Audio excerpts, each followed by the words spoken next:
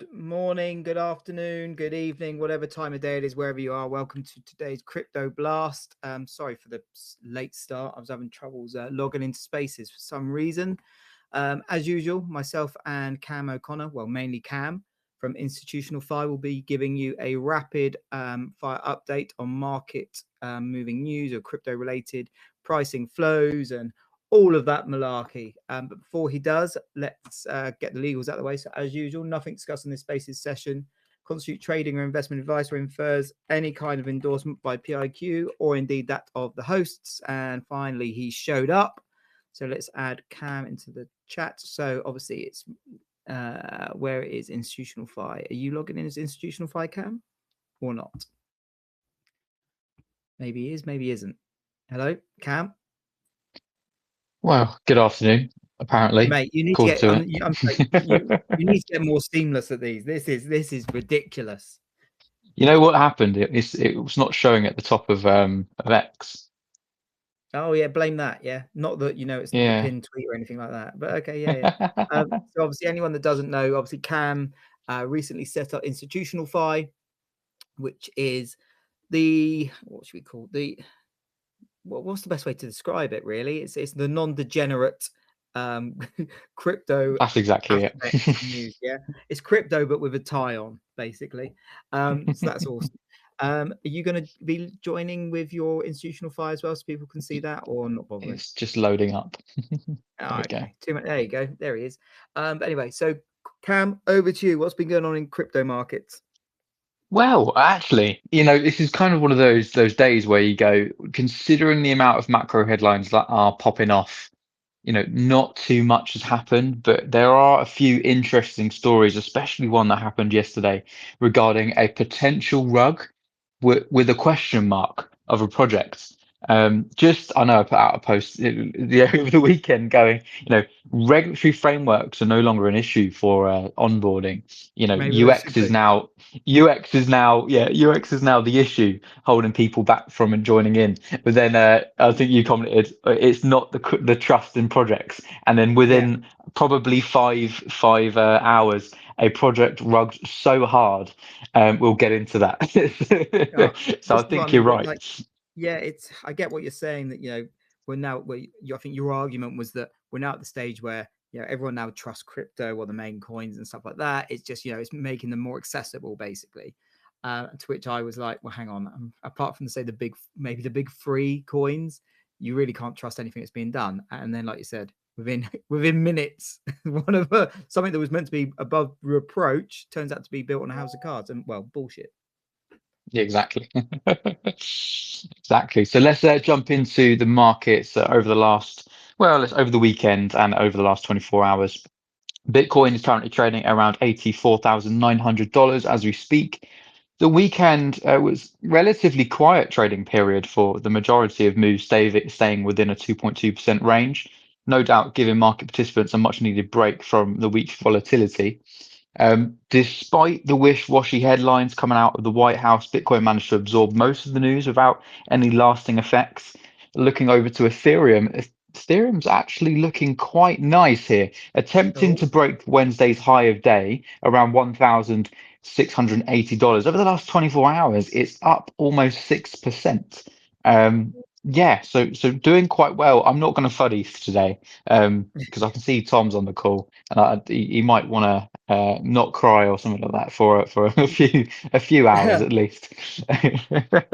Moving down the market cap list, Solana is currently trading at $133, XRP at $2.15, BNB at $592. Solana is actually doing quite well, especially considering last week it was underneath $100, trading at around $98.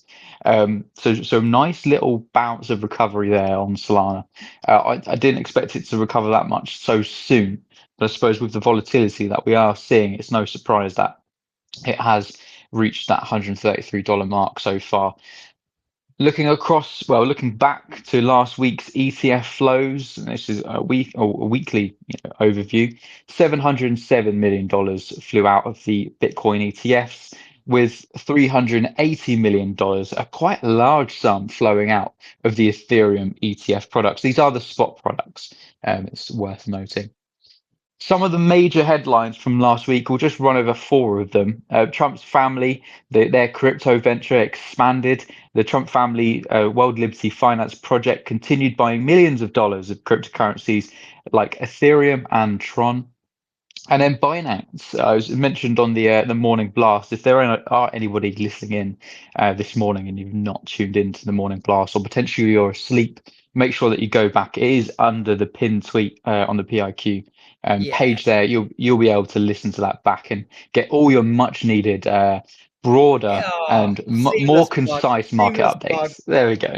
There we go. We always got to have one, haven't we? A little bit of a plug in there for PIQ and the brilliant content they're putting out. Oh, stop Um, it. Stop it. yeah, I know. Oh, you can buy me a beer. I don't Yeah, okay, right. Go on.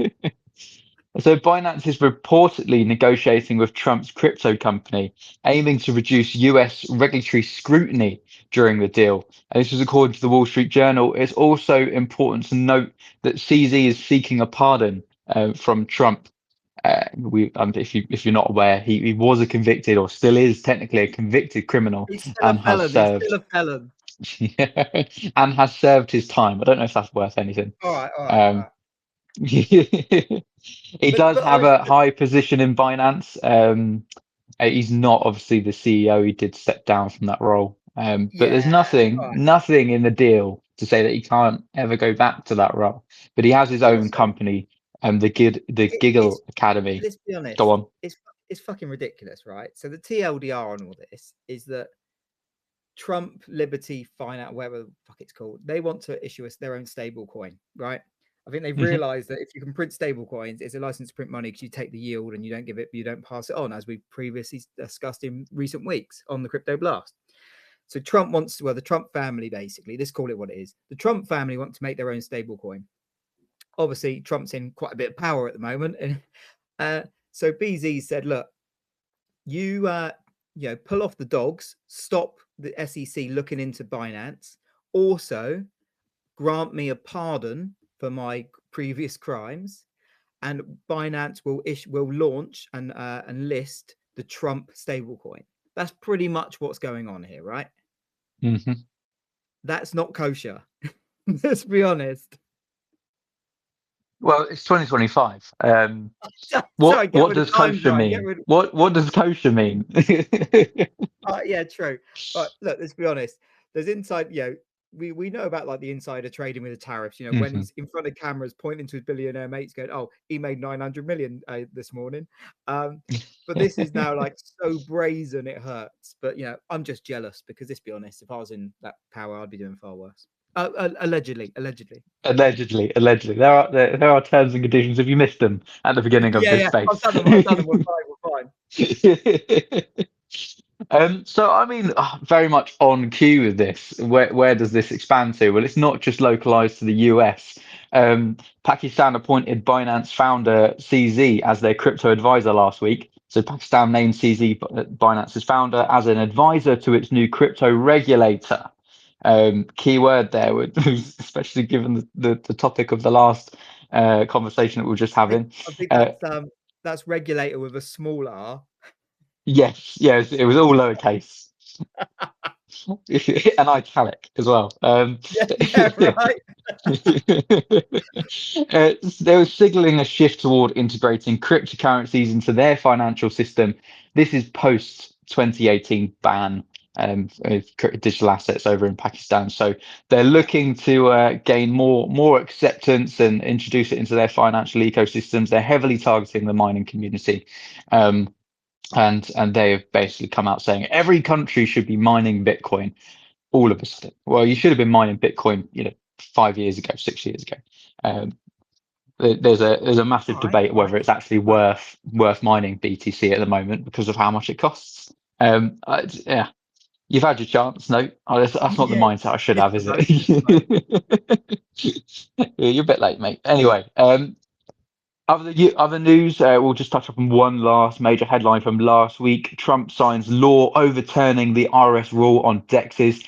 President Trump signed a legislation reversing an IRS rule that would have treated decentralized exchanges, aka DEXs, as brokers, potentially erasing regulatory burdens for the crypto industry. And there's a lot of positive outcomes from this, and a lot of people eager to see this IRS, I think, spend anything to do with taxing, seeing this rule taken away. So that is kind of the major headlines from last week.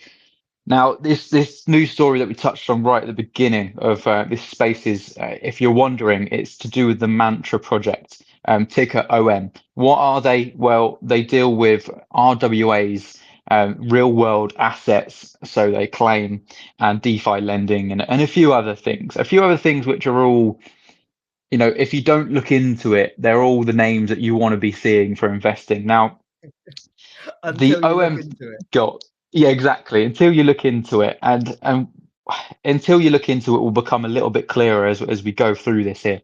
OM token tied to the blockchain for RWA tokenization crashed around 90%. In fact, it was over 90% yesterday, dropping from above $6 to below 50 cents. Now, it actually reached below 37 cents in just a matter of, I think it was within an hour, wiping out over 10 billion with a B dollars in market cap.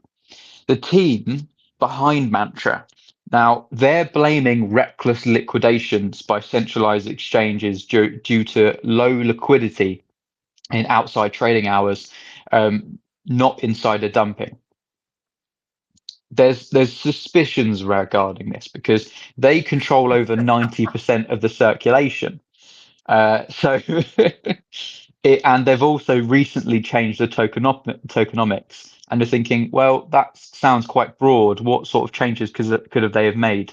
Well, they doubled the circulating supply, and there's a lot of unverified claims. And I was in a few spaces yesterday with people who are basically KOLs who shared screenshots of the offers that they were basically made and given like over 90% discounts to buy the OM token. Now, how much of that's technically true is only so much you can verify, but it does add to the speculation. It was a lot. It wasn't just one or two.